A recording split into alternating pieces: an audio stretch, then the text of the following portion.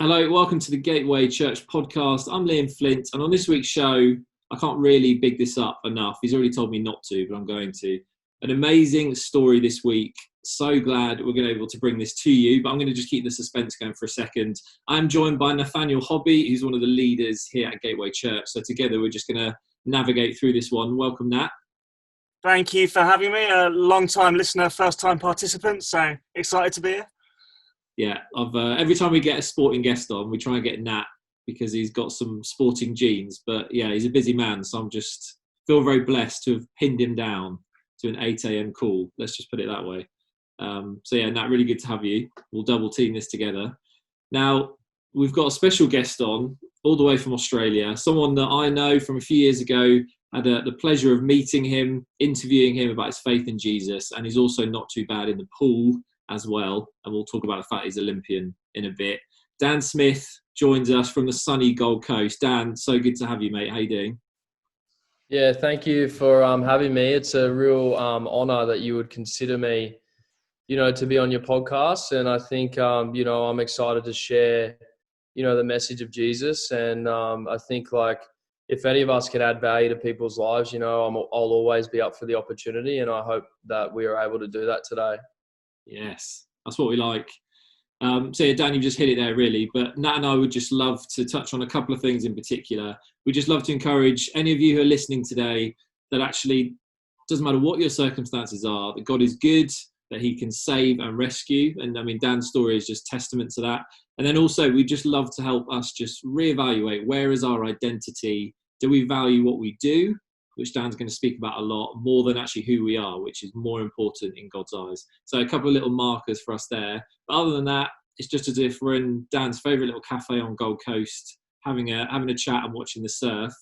But I'd love, Dan, just for you to kick off with a bit of your background. People may have recognised you and actually have watched you in Rio 4 years ago, or actually they may be thinking, who is this guy? Could you just give us a quick lowdown of your swimming background and growing up, the pedigree that you had? Yeah, definitely. I've got a mom and dad and a beautiful sister. She's 2 years younger than me. I'm 29 years old. She's 27. And, my parents owned an outboard marine dealership. So when I was 5 years old, they couldn't keep me out of the water.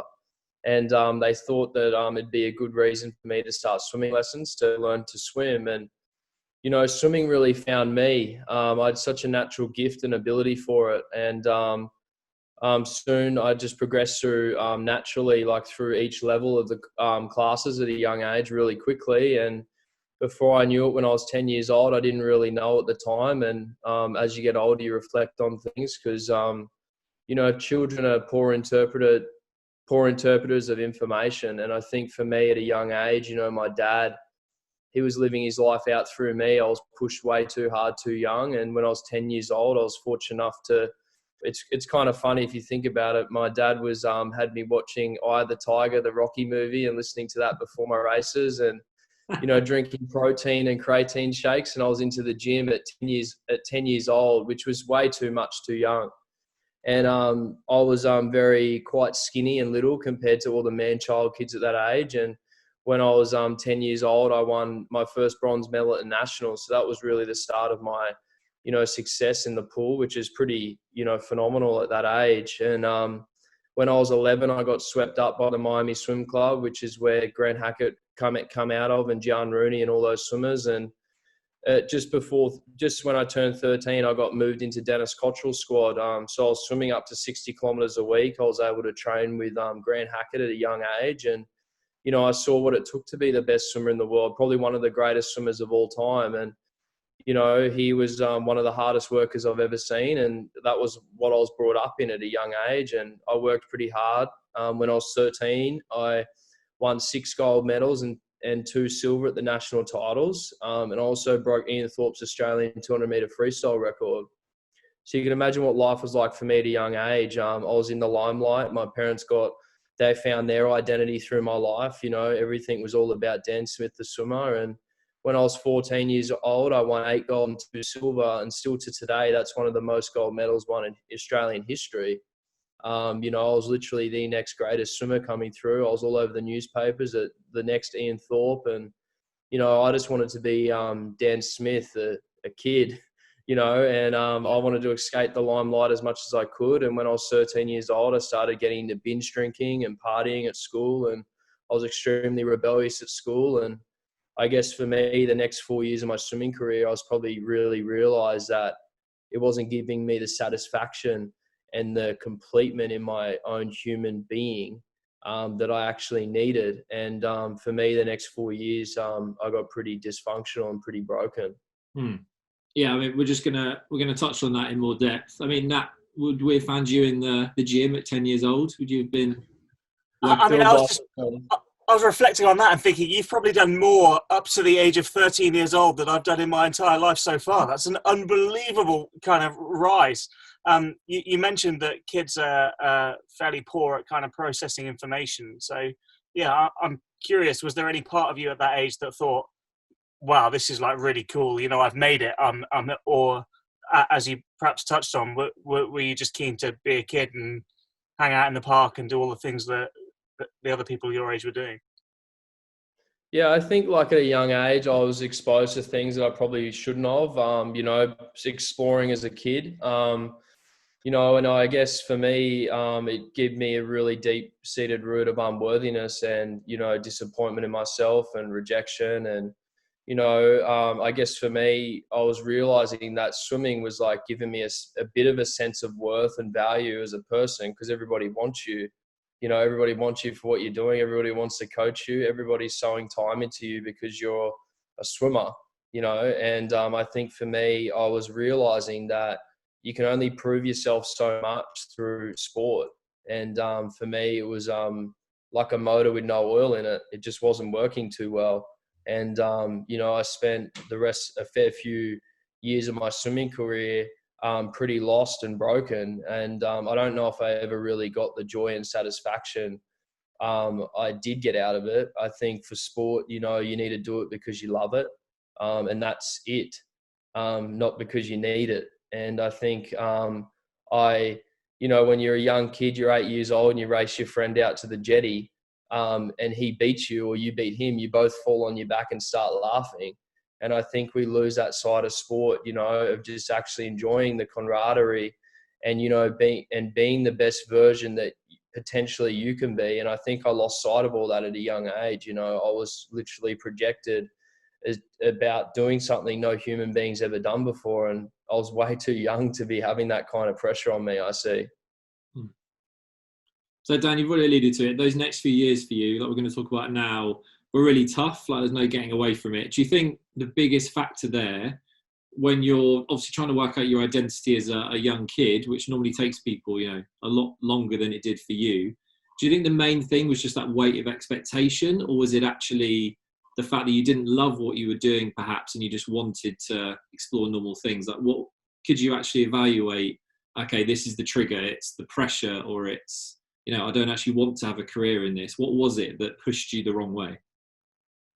I think probably definitely being pushed too hard too young. Like my dad was driving me pretty hard, and I guess like say I'd make a mistake or screw up, I'd just go and swim fast and then my dad would buy me something, instead of actually disciplining me and bringing in the correction that I needed as a kid.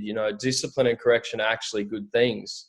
It just depends how it's done. And, I think my dad and I, we've had to have a fair few deep chats recently, to mend some of those relationships, which is really what life's about. And I think for me at a young age, like it was just too much too young. Like, I hear about some swimmers now, like that got into it later on and they were able to be a lot more motivated for longer. And I think for me, like I was over it at 14 years old, which is just way too young to be over a sport that you do love. And, I always like the feel of the water. So Dan, tell us about, obviously from then you started to make choices that, I mean, looking back now, you think, oh man, that was just one thing that led to another. I know you've already mentioned about the drinking, you got into some substance abuse and drugs came in a bit later on. Just tell us that how did things unravel so quickly and, how bad did it get by the time you were, 17, 18? Yeah, I think for me, like I just was over the limelight, you know, I didn't want to be in it anymore. And, you know, I was expelled from school at 15 years old as well. Like I was pretty rebellious. And I think like my swimming always got me off everything, you know. And then when I got to 17 years old, which was the 2008 Beijing Olympics, and I was projected to, you know, make the team or even win the Australian titles to make the Olympic team. And I ended up not having a very good day in the office that day. You know, I was partying and into sleeping tablets, and, you know, I was pretty out of it when I was racing, and I ended up missing the team. And that's when I started to get a bit more involved in like the party scene and getting a bit looser. And when I was 18 was when I won my first Open Australian title. So I was number one in Australia at 18. And I guess I remember it like I didn't even want to be there. You know, I was so empty on the inside. I didn't want to be filmed, or I didn't want to be in front of the camera. And I remember I used to try and not win just so I wouldn't have to get interviewed. But obviously I was so good at that age that I could still win anyway. And not long after that, like I was started to party even harder and get into the drugs. And I was actually at a school formal after party here on the Gold Coast, and I was into drink driving a little bit at the time.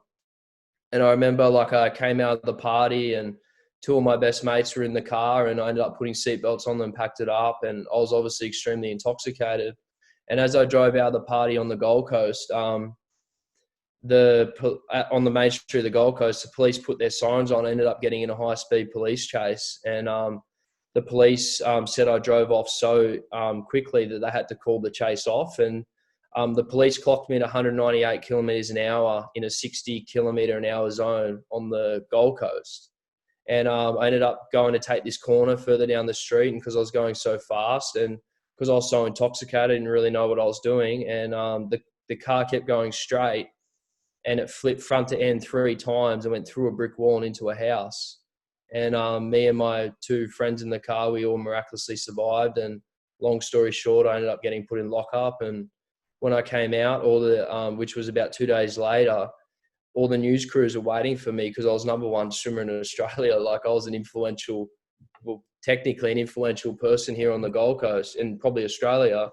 And I didn't know how to deal with all the shame and the guilt and the embarrassment, which I deserved from the media, and, you know, the remorse for my actions. And I just started getting into the drug scene. And my parents actually found a bong in my car because I was smoking marijuana, which was pretty minor compared to what I was up to. And I remember I went to a rehab to turn my life around to try and get off the stuff, because, you know, anyone who does drugs like knows it's not what you're meant to do. You know what I mean? Like, you don't sit there and say, oh, like, this is amazing. Like, you know, it's against the law. Yeah. You know what you're doing is not right. And so I go to rehab to get help, and ended up just meeting more people that did it. I ended up getting more connected in the drug world, and I came out and I was 18 years old, and I was sitting in a crack den, and I was 18 years old with a 55-year-old man, and I was smoking ice for the first time.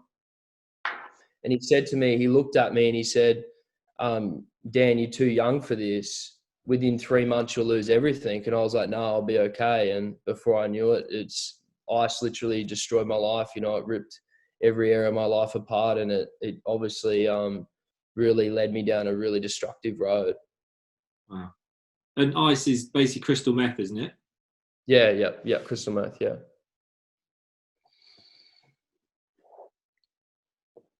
I mean, that's just, yeah, words fail me in terms of, which I appreciate isn't very good for a podcast, by the way. But yeah, in terms of how, I guess, broken you felt at that point, and that, you know, like you said, those decisions just don't, you know, we all know what's right and we know what's wrong, but in those moments, that kind of destructiveness of it all, how does it feel to look back on all that now? You know, how you've obviously told this story before, you shared it many times, I know. So, yeah, what's it like looking back on that? And when you're retelling this, how do you help people not to make those same mistakes? I sometimes say, like, God, like, why did I have to be so dysfunctional? You know, like, and I think what it's left me with is it just glorifies his power.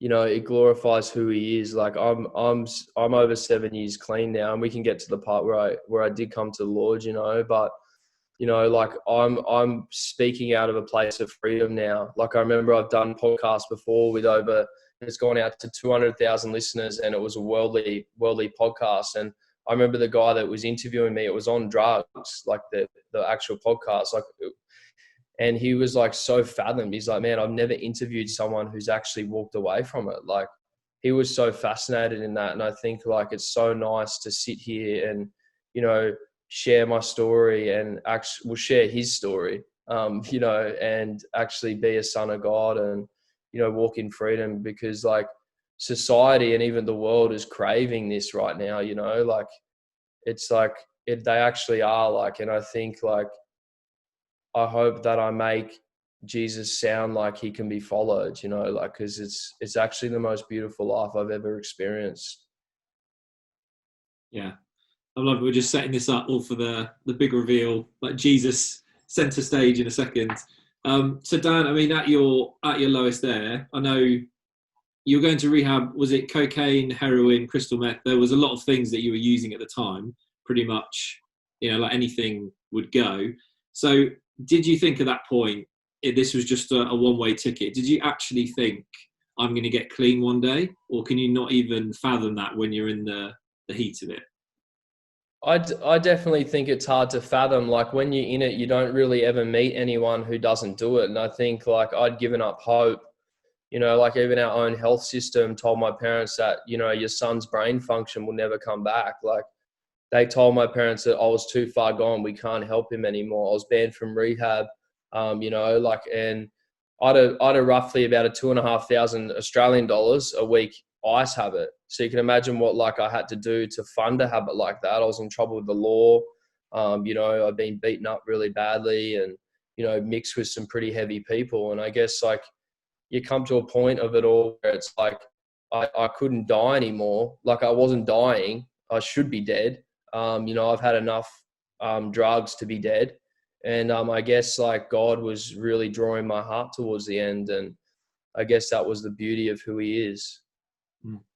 Were you still swimming at this point? So even when obviously you were getting help, was the swimming at this point parked, or were you still trying to? Yeah, it was parked. I had 4 years out. Okay. Yeah, I had 4 years out. Okay, Nat's on the edge of his seat. I'm just gagging to get to that moment. You've set it up so well. I just want to know, like, so how old were you when you know you hit your kind of lowest ebb? What was the age? Well, I think like the last 2 years was pretty bad for me. You know, I dated a heroin addict and got some pretty bad health problems and that kind of stuff. And the last 2 years for me was like I felt so worthless as a human being. And I was just trying to fill that void, that deep-seated root of like unworthiness and disappointment and like feeling like I was a failure, you know. And I think towards the end of it, like I was homeless living on the street, and like that's a pretty low place to be in. And it's like it's so hard to fathom that I went from being like one of the greatest up and coming sportsmen to like being a homeless on the street. And like it's so hard to fathom that that's who I used to be, and I ended up in that place. And yeah, like I think coming to the end of the road, like I was so helpless, and I didn't really know what to do. Like I didn't know that you could turn your life around. I didn't know anything about Jesus. Like I just thought Jesus freaks were freaks, you know, like honestly, that's what I thought. And yeah, like that's, I guess, when I came to the end of the road. But it wasn't the end of the road. Nat, you'll be glad to know. We're finally there. Yeah. We're finally getting there. Yeah, just Dan, tell us about your rehab experience. I know you've been multiple times, and they had said, I think you're even past rehab, which is crazy when you think about it. But yeah, what was the turning point? I ended up coming to, I rocked up in a building in Surfers Paradise here on the Gold Coast, which is one of our main cities here. And, you know, I rocked up there and I had reunited with my dad, and I said, Dad, I can't do this anymore. Like, I don't want to live this life. I don't know what to do. And my phone ended up ringing, and my friend hooked me up with this intervention with this guy, and we've rocked up to this building, and on the side of the building it said Jesus. And I didn't know that at the time. We've walked into this room, and this big 6'6" bikie guy's come out with a big gold chain, and on the back of his jersey it said God Squad. And anyway, we've gone into this room, and I'm sitting in a room with him, and I started pouring out all the stuff I was going through, like I was meant to be going to jail and all this stuff. And he looked me in the eye and he said, Dan, we've got a rehabilitation program. Oh, he goes, Dan, I've been clean for 17 years. We've got a rehabilitation program that restores people's lives. We can help you, bro. And I guess like I started to experience a little bit of hope, and long story short, ended up getting taken 4 hours from the Gold Coast to go to a rehab. And I thought I was going to a luxury rehabilitation center because I come from quite a wealthy family. You know, we never went without. And I rocked up there, and there was bunk beds, and there was 166 rules all related to the Bible. There was people coming out of jail, and I was seeing God move. And not long into the program, about a month in, I had a court case which I was meant to go to jail for. And before I went to go to court, my brother's in the house. They said, "Oh, can we pray for you, bro?" And I was like, "Yeah, like I'll take whatever I can get." You know, so anyway, I've gone to the courtroom, and as I've rocked up there, my lawyer pulled me aside. My family was actually there at the time. And the lawyer pulled me aside and he said, Dan, like 2.5 years jail is a good sentence today. And in my mind, I'm like, what do you mean? Like, I don't want to go to jail. Like, I'm starting to see people's lives change at this rehab. Like, but then again, like I still wanted to be a criminal. So I was like torn between two of this person, you know? And anyway, as I've walked into the courtroom, I didn't know how to pray. I didn't really know much about faith or anything, but I just said, God, if you're real, I want one more chance at my life. I promise I won't let you down. And anyway, I've gone into the courtroom, and on the left was on my right was the prosecutor and my lawyer. And anyway, I'm standing up at the time, and the prosecutor started reading out all the stuff I'd done to all the QP9s and the statements of the things that had happened. And in that moment, like I started to feel this presence come over me, and all the hairs of my skin started to stand up, and I just started to feel this sense of love. And I guess like I'd had every single drug under the sun, had girlfriends and all that kind of stuff, and I'd never felt anything like this feeling before. And I just started weeping and crying my eyes out, honestly like a little baby. And it was the first time in my whole life that I've felt any remorse or sympathy or empathy or compassion towards anyone. Like, I was so sorry for everything that I'd done. And I guess like looking back on that moment, like God's love is like, he doesn't judge us for where we've been or what we've done. You know, like he looked at me in that moment, and like I was so far gone, you know, like I was the end of the road. I thought I was going to jail. And I guess like he looked at me through these eyes that like he never saw me for where I've been or what I've done. Like he looked at me through righteousness. Like he already saw me with him. And I think like his love was so much bigger than my failures and disappointments and the things I should have and could have done. And in that moment, I was just so overwhelmed. And anyway, the court case kept going on, and the judge gave me an absolute serving, and he said 3 months jail for this, 4 months jail for that, 3 months jail for this. And believe it or not, it all added up to 2.5 years. And I was like, I'm going to jail. And he goes, but I'm going to suspend you today, Mr. Smith, and I never want to see you again. And the guy gave me a suspended sentence, and he let me off, which a suspended sentence here means that if you stuff up, you pretty much get double. And so I just went back to rehab, and I started to I still didn't give my life to Christ. I started to see people's lives change. And, you know, I remember this one night I was at a meeting and people were getting saved, and I decided I can't deny his love anymore. And, you know, I gave my heart to him, and it felt so good that I was so changed that I was up on the altar every single week giving my life to Jesus for 4 weeks in a row. And, you know, from there, my life started to be rebuilt. I spent 6 months in rehab, and in rehab, I felt like God say to me that to get back in the pool and start a comeback. And that's what I did. I started to get back in the pool and started to, you know, try and see how far I could honestly take myself in the pool. Boom. Wow. Worth the wait? Yeah, man, it was worth the wait. Thought so. That picture in the courtroom especially, it's so powerful and so Yeah, it mirrors. Yeah, I think it's all those stories that preachers try and use when they're preaching and trying to explain the gospel, and they say, well, it's like the judge in the trial who does that, but like that's just been your life experience, man. That's amazing how it seems like God just had a plan, just so cool. That's exactly what I was going to say. It is that perfect illustration of judgment and God taking it for us and saying, do you know what? Yeah, I'm going to give you grace and forgiveness instead. It's just, absolutely crazy. And of course, Dan, you did get back in the pool.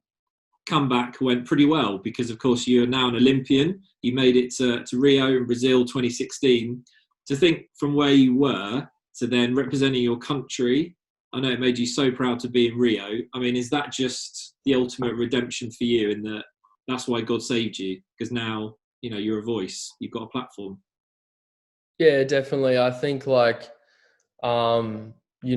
sport for me wasn't still like I was still grieving I was still had my identity so wrapped up in it, even as a Christian believer, and it was so hard for me because like you think about it, when you pursue sport, like there's pretty much no other way to pursue it but it to be your God. Like you have to worship that thing. Like you've got so many young kids that are so hungry, that have a target on your back, that are like, they want your position. So like for me, it was hard to work out the balance of obviously pursuing the Lord, but also pursuing to be the fastest man in the world. It was actually really hard for me to work out the difference between those two, because like career is only one aspect of fruit.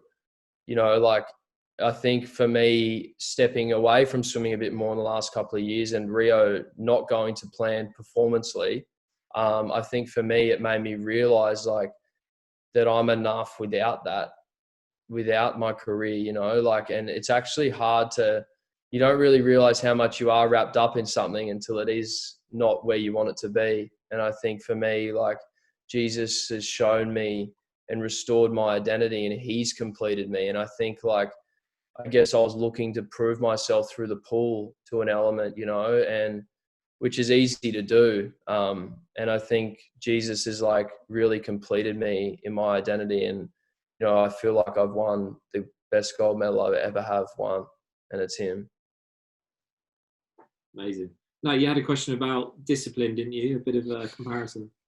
Yeah. So you to get to where you have in the swimming world, you've obviously had to work hard, put in the hours in the pool. There's, I'm sure, been early mornings and late nights and, disciplines of what to eat and what to do. And I'm just wondering if any of that's kind of been mirrored across into your faith, that actually the way that you've been disciplined in your career has helped you to be disciplined with your faith as well.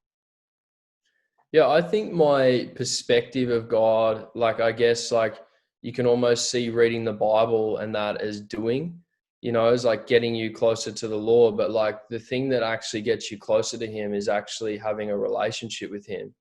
Like for me, the last couple of years of my sport, I learned, even when I wasn't performing, learning to encounter his presence in the midst of the water, and being able to encounter him. And I guess like for me, even when I was swimming extremely fast, like no better feeling is given me is what his presence has.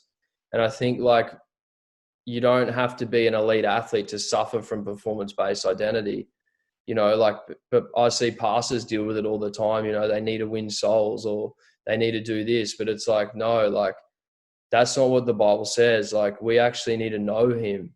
And I think like, for me, it's been so hard to work out that balance where you want to strive and be something significant, but also surrendering. Like it's a backwards mindset following Jesus, but it's also a freeing mindset. And I think like for me, I've had to learn to accept that the way that he thinks is so different to the world, and I don't need to perform. I'm learning to actually be with him throughout my everyday life and build my relationship with him throughout my everyday life as well. So good, man. It's really, really good. Really good. And Dan, people might be thinking, okay, so if swimming, you're still swimming, aren't you, at the minute? Or are you not now? I know, I'm contemplating retirement at the moment. So, okay.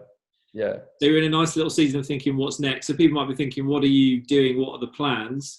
I know you have a heart for helping others, and of course your testimony opens so many doors for you. What are you doing at the moment? What do you love to do? I know you've got some stories of people you've helped and things like that. Yeah, I think for me, like I've definitely spent the last year and a bit building friendships. Like I think for me, like being high profile for a period of time, like a lot of people wanted me for what I could do for them instead of who I am.